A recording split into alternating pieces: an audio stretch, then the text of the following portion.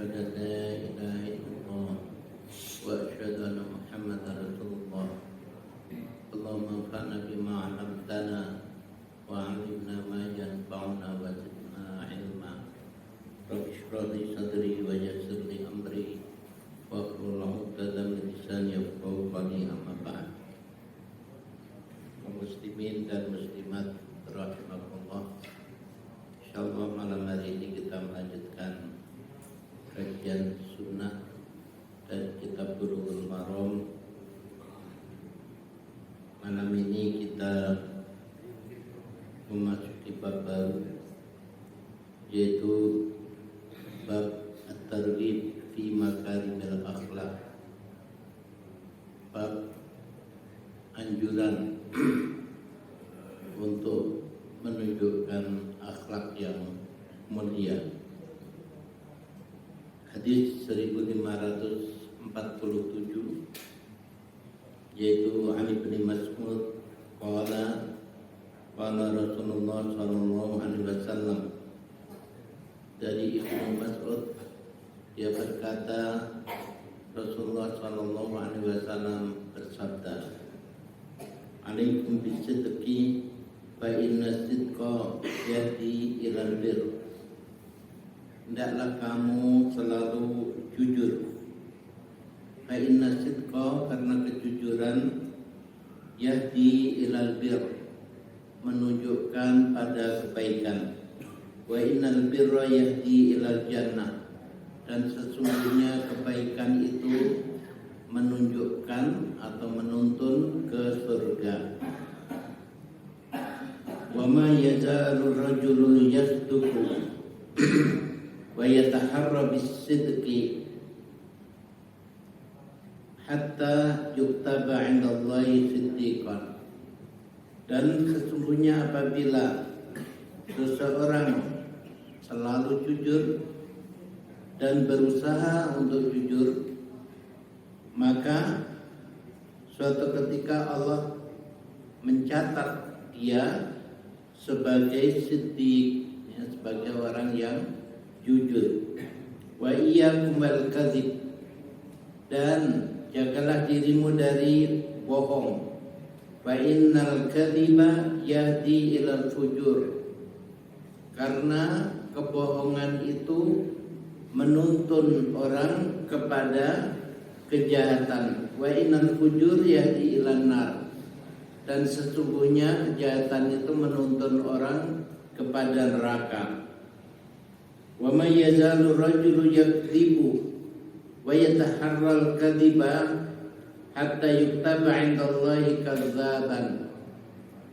Dan apabila seseorang selalu berbohong dan berusaha untuk berbohong, maka akhirnya dia dicatat di sisi Allah sebagai kadzab, sebagai pembohong, sebagai pendusta.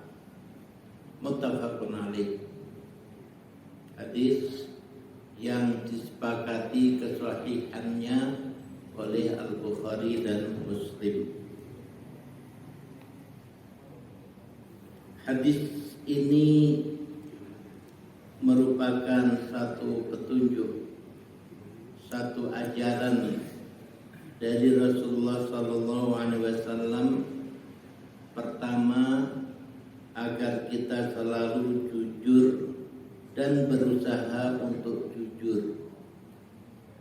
Jadi berusaha untuk jujur, supaya selalu jujur dan berusaha untuk jujur. Dan hadis ini menunjukkan bahwa Allah itu akan memberi hasil sesuai dengan upaya kita. Kalau upaya kita untuk menjadi orang jujur, maka suatu saat oleh Allah distempel, dicatat, kita ini ada siddiq, orang yang jujur. Ingat siapa sahabat yang dapat gelar siddiq? Adalah Abu Bakar. Jadi Abu Bakar itu sudah mendapat stempel yang begitu bagus. Dan nanti orang-orang yang beriman di surga itu dikumpulkan bersama para nabi, para siddiqin, para syuhada, para sholehin. Jadi mereka itu adalah manusia-manusia tauladan di surga. Rasulullah menyuruh kita untuk selalu jujur dan berusaha untuk jujur. Apa bedanya selalu jujur dan berusaha untuk jujur? Yataharra bisidq. Berusaha untuk jujur ini bisa jadi orang itu sebenarnya tidak terbiasa untuk jujur. Akan tapi dia ingin menghapus sifat buruk pada dirinya, yaitu sifat yang kadang-kadang berjujur karena berharap agar Allah Subhanahu wa ta'ala memberi stempel dia sebagai seorang yang siddiq, seorang yang jujur. Nah, diperlukan perjuangan menghapus kebohongan, termasuk kebohongan dalam rangka bergurau. Seperti dalam kajian yang lalu, kita dilarang berbohong meskipun tujuannya sekedar untuk membuat orang tertawa. Ini dilarang. Sedangkan Nabi sendiri memberi contoh.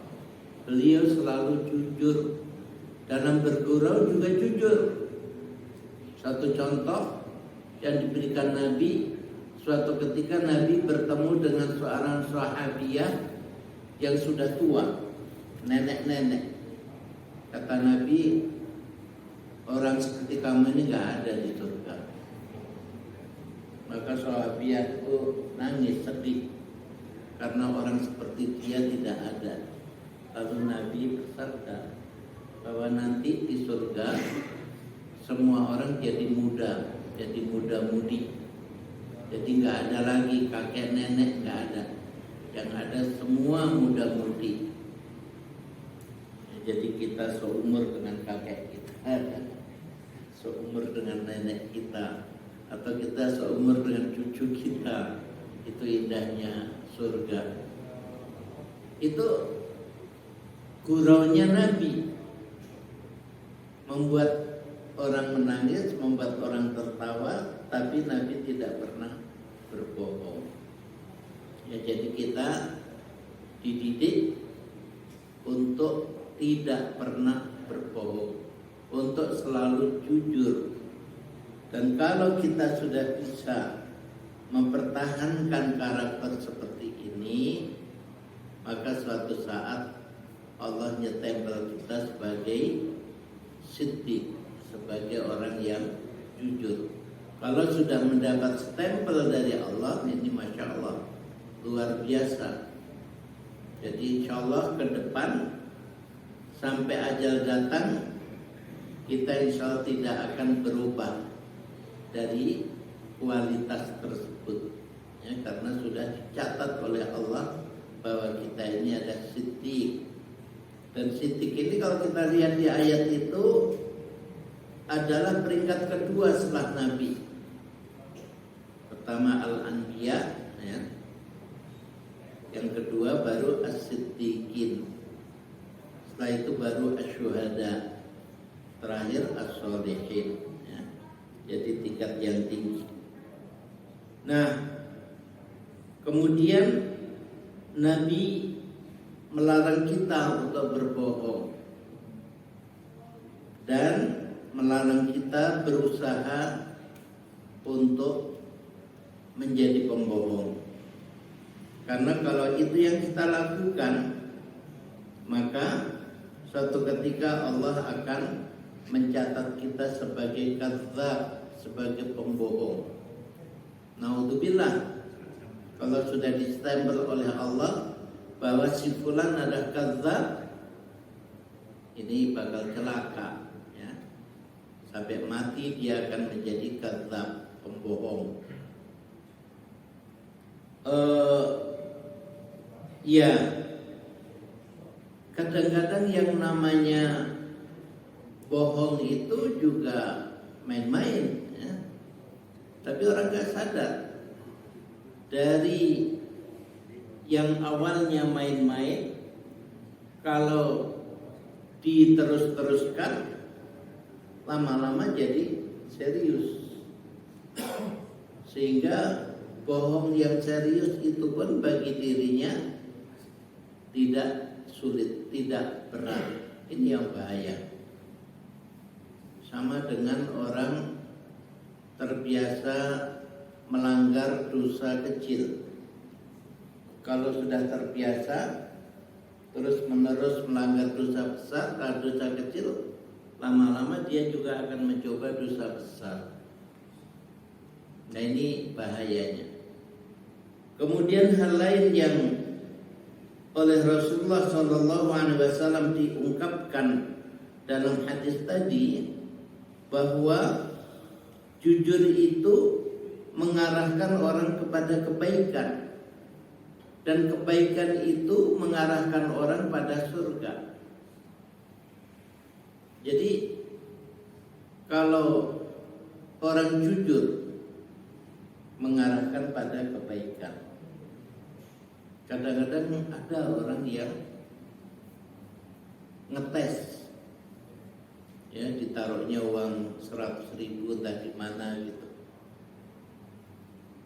Orang itu dites, kira-kira duit 100.000 itu akan diambil atau enggak. Dia akan jujur atau akan diam.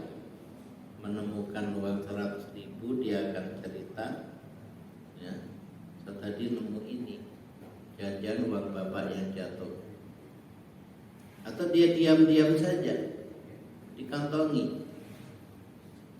Nah, ini tes kejujuran.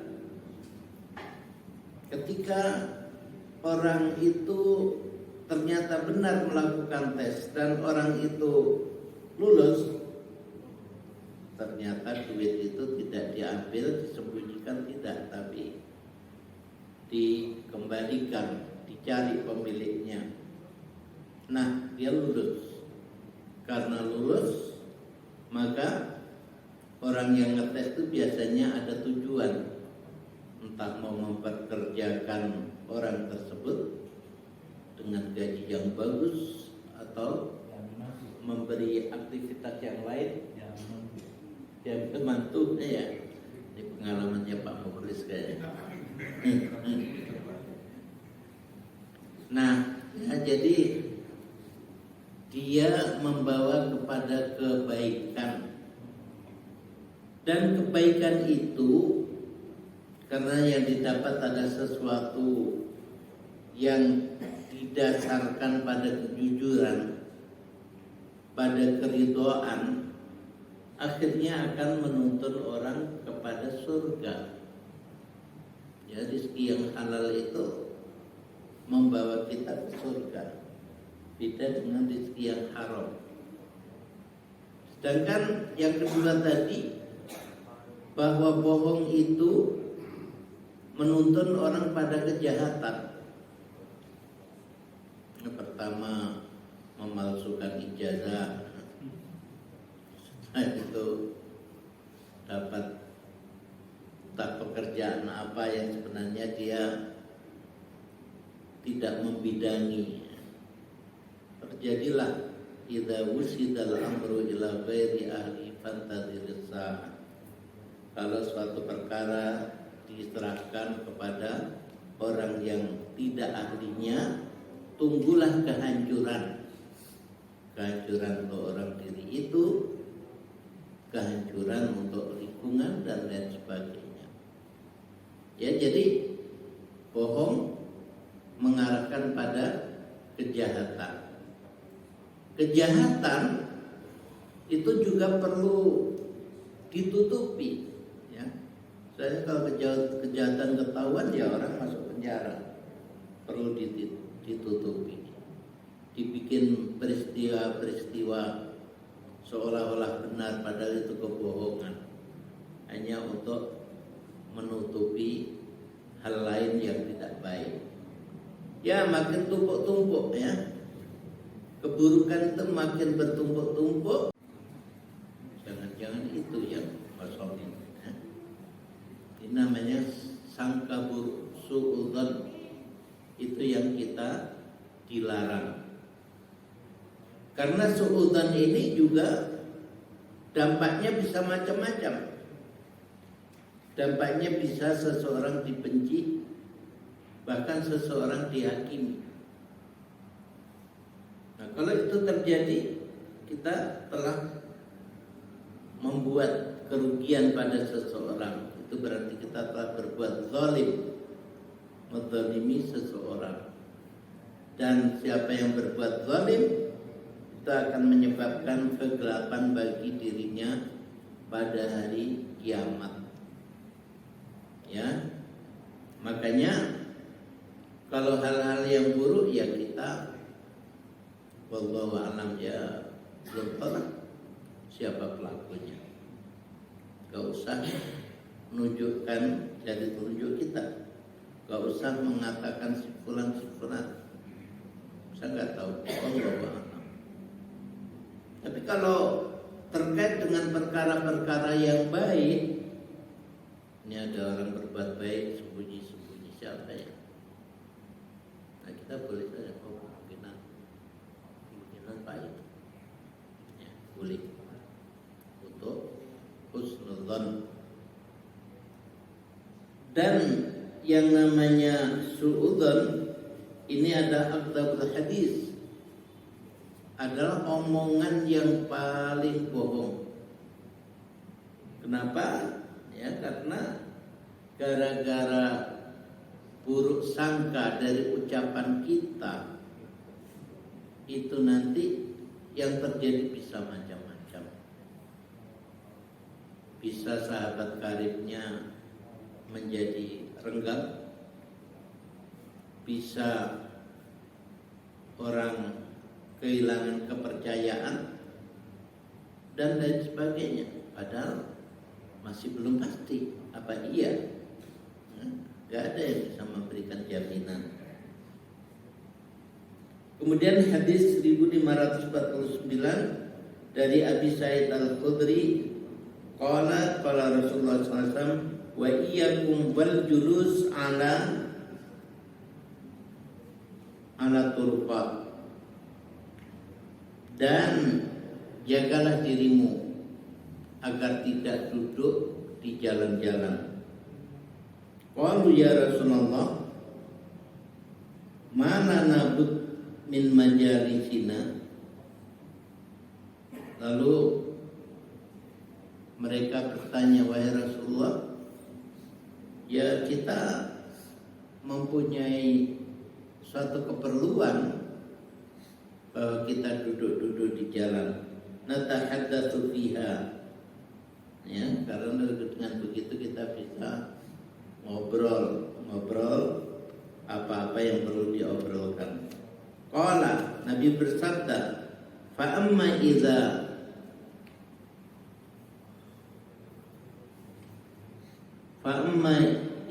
abaitum faqut tariqa haqqahu. Kalau kamu enggan untuk meninggalkan larangan itu, maka berikanlah jalan itu haknya. Qalu wa ma haqquhu. Mereka bertanya, haknya apa? Haknya jalan itu apa? Qala, Rasulullah bersabda, ghaddul basar, menundukkan pandangan. Wa kaful adza, dan menghindari terjadinya gangguan. Waraddus salam, dan menjawab salam. Wal amru bil ma'ruf, dan memerintah berbuat baik. Wan nahyu 'anil munkar, dan mencegah dari kemungkaran. Muttafaqun alaih. Jadi pada awalnya Rasulullah melarang kita duduk-duduk di jalan. Ya mau duduk-duduk ya di rumah lah, ngapain di jalan ya. Kan maksudnya begitu. Tapi para sahabat bilang ya kami duduk-duduk di jalan itu karena perlu.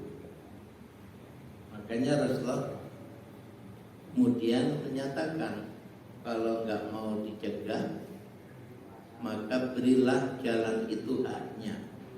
Haknya jalan apa wahai Rasulullah? Haknya jalan satu, menundukkan pandangan. Ya jadi kalau kita di pinggir jalan ngobrol dengan teman, jagalah mata kita. Jangan malah cari-cari objek, mana yang bisa dinikmati oleh mata. Ya, kita harus menundukkan pandangan. Karena kalau orang tidak menjaga pandangan, ya pertama itu ada dosa. Melihat misalnya perempuan yang bukan mahram. Yang kedua, perempuan yang dilihat itu juga gak enak ya. Jalan diawasi terus ya. Itu gak ada perempuan yang merasa nyaman ketika jalan dipandang terus oleh laki-laki.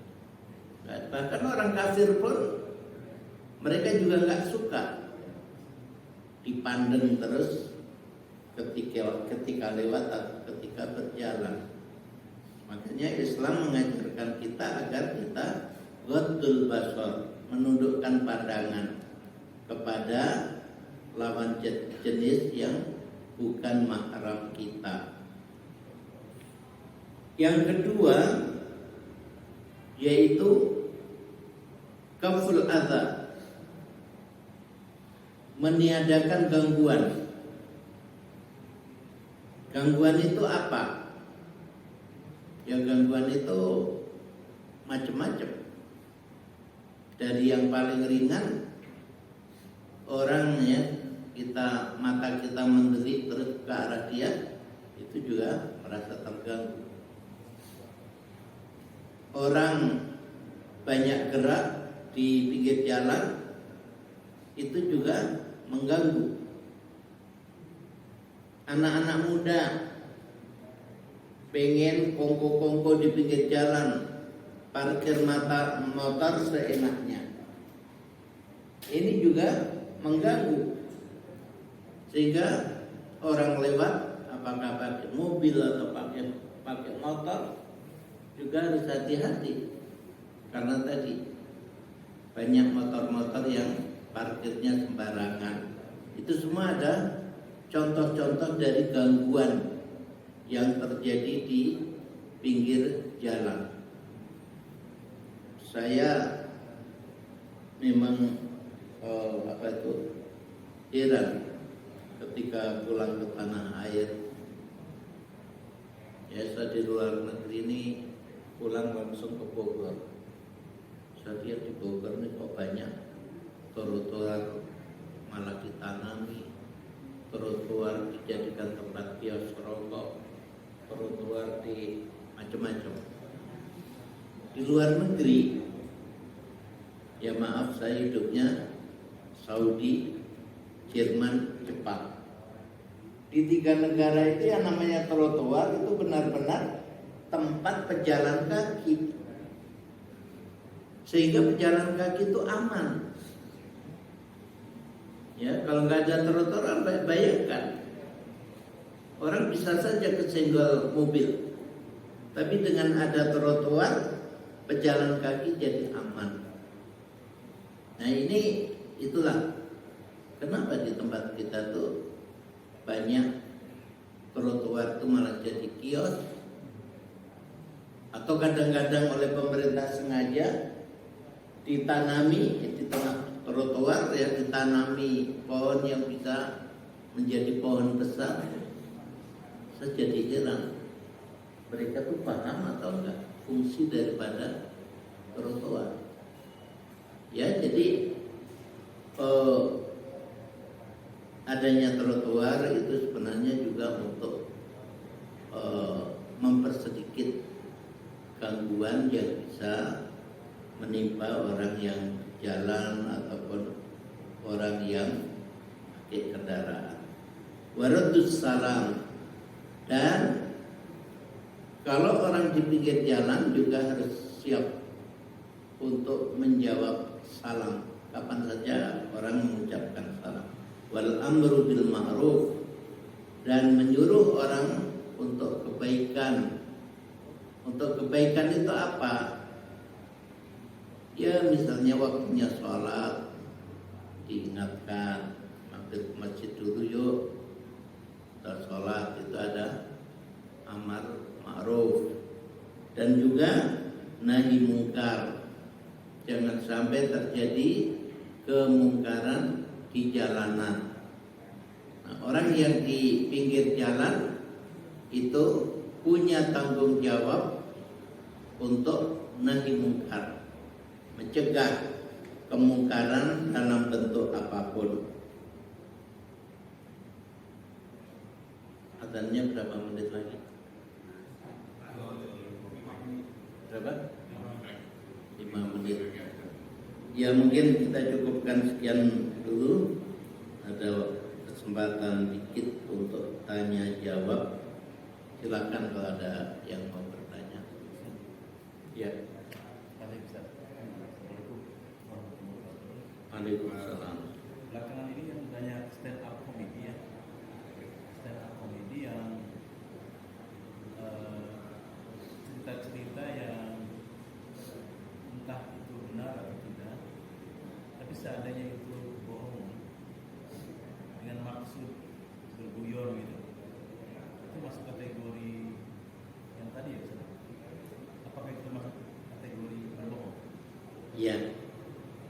Jadi kita bisa saja misalnya membuat cerita-cerita hayalan, tapi ada nilai pendidikan, dan kita katakan bahwa ini ada fiktif, ya. Tujuannya untuk edukasi atau untuk apa gitu, apa-apa.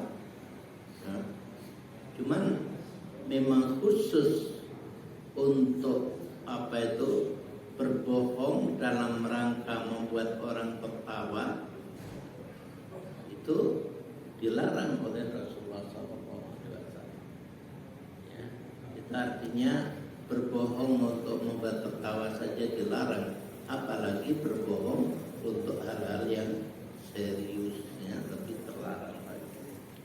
Tapi sekali lagi kalau apa itu kita membuat film kartun fiktif, tapi tujuannya bagus untuk edukasi anak-anak, berapa Pak? Dikatakan bahwa itu ada fiktif. Jangan menceritakan dulu Abu Bakar waktu muda begini-begini, nah, padahal itu nggak pernah terjadi. Ya, ini beda dengan kita membuat cerita fiktif. Ini kita cerita tentang seseorang yang namanya itu menjadi ikon istimewa ya di masyarakat Islam. Lalu kita ceritakan bahwa waktu kecil gini. Itu yang tidak dibenarkan. Ada pertanyaan lagi?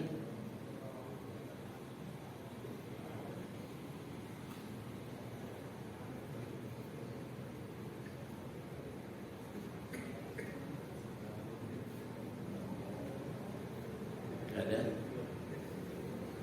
Ustaz Ahmad ada? Ya, silakan.